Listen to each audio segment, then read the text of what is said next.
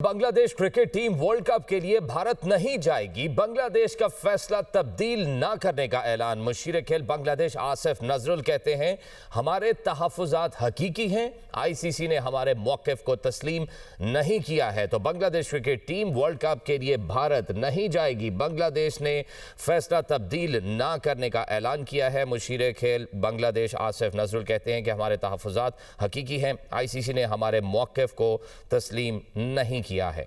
Bangladesh cricket team world cup के लिए भारत नहीं जाएगी। बांग्लादेश का फैसला तब्दील न करने का ऐलान। मुशीर खेल बांग्लादेश आसिफ नजरुल कहते हैं, हमारे तहफ्फुज़ात हकीकी हैं। आईसीसी ने हमारे मौक़िफ़ को तस्लीम नहीं किया है, तो Bangladesh cricket team world cup के लिए भारत नहीं जाएगी। बांग्लादेश ने फैसला तब्दील न करने का ऐलान किया है। मुशीर खेल बांग्लादेश आसिफ नजरुल कहते हैं कि हमारे तहफ्फुज़ात हकीकी हैं। आईसीसी ने हमारे मौक़िफ़ को तस्लीम नहीं किया है।